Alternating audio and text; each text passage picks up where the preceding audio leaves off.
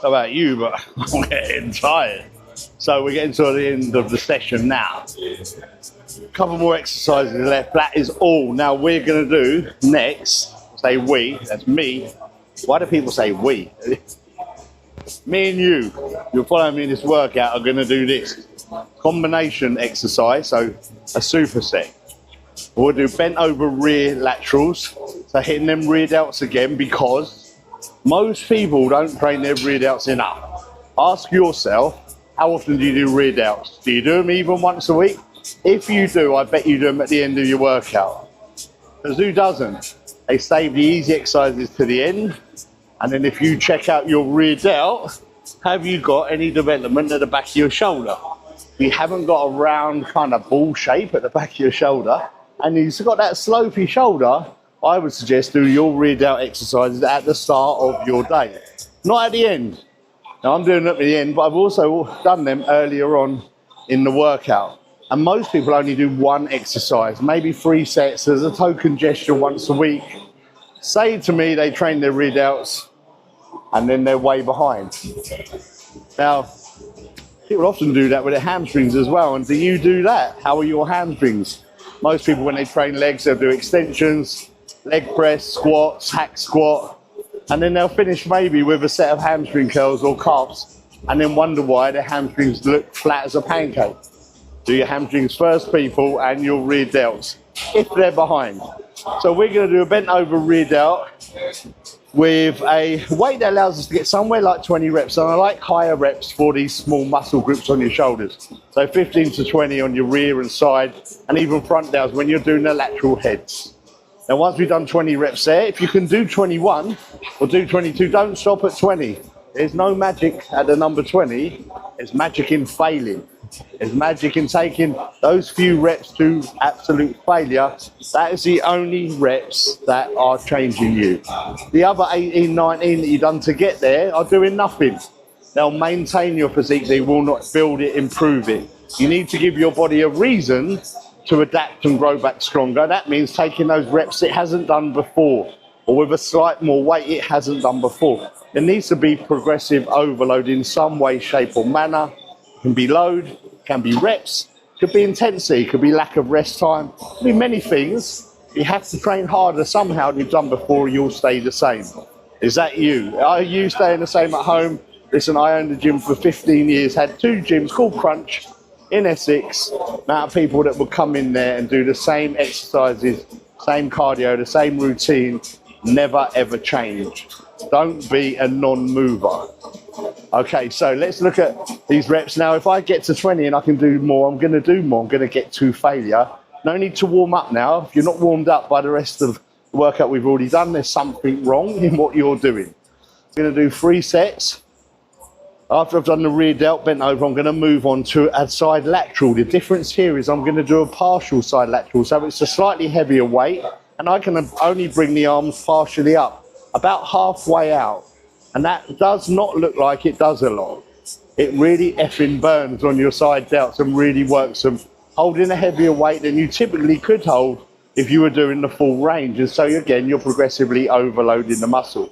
The key here is to not swing, keep your head up so you're pushing out with your shoulders and controlling down. Do not let your dumbbells or your hands touch your legs. There's no rest at the bottom.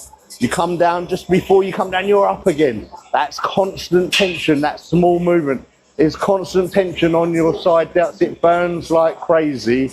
Use a weight that's slightly heavier than you would do for a full range, but do have control still. You can do 20 of each of these, so 20 rears, then straight into 20 of these partial sides. Then we're gonna rest under a minute, 45 seconds. And then repeat. So this is about pump, this is about volume, it's about intensity. It's not about load, it is about pushing yourself further than you've done before with more load if you can. But the 2-minute rest periods for those compound exercises was way back at the start when we were fresh and we were looking at building on those compound exercises. Here, we've done the heavy lifting. This is all about getting a pump, getting blood into the muscle, refining more detail, and overloading, adding more intensity to push you more than you've done last week. So give this a try. And then we got one more exercises to finish. I can't wait to eat my Rice Krispies, people. So let's get this done.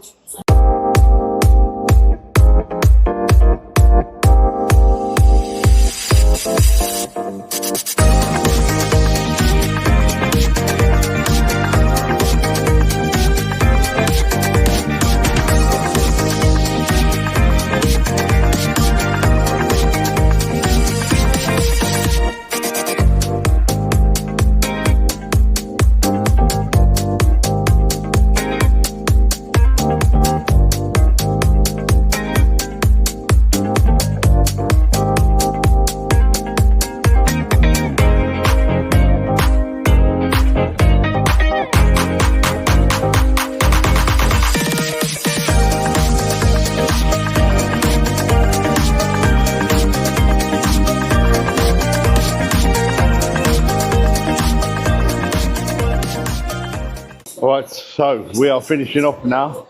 Chest is done, shoulders are done. We're going to finish with a pump on the triceps just to finish off because we have a main arm day later in the week.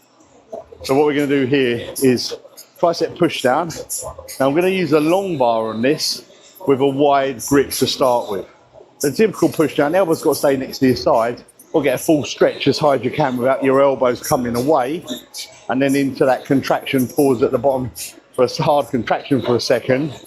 And don't use your body, don't use your shoulders, don't use momentum. Keep it all refined on the tricep. Now, when we fail here, and I'm aiming for 10 or 12 reps with a wider grip, and immediately go into a closer grip where you're stronger, where you've got more force, and I'm going to carry that set on. If I can get half of them reps or more, I will, without a rest. And we're going to rest 45 seconds and repeat. We're going to do 4 rounds of this. So, you know, we may be getting somewhere near 80 or 100 reps in total over the 2 different hand grips and the 4 sets.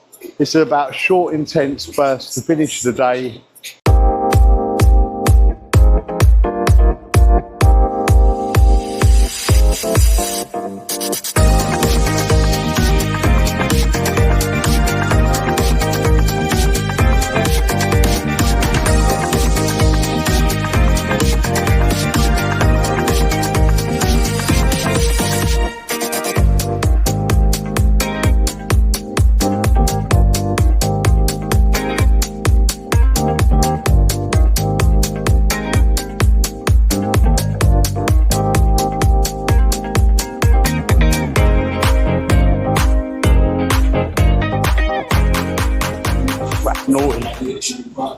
So really, if you fail on sort of 8 or 10 reps on the first part with a wider grip, you should be able to get 4 or 5 reps when you transfer to a closer grip.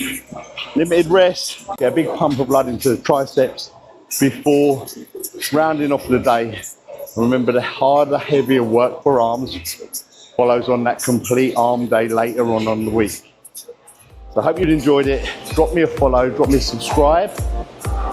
So I hope you've enjoyed this episode. You might learn 1 or 2 things, you might not. Let me know in the comments. Subscribe to this, do me a favour and drop a like.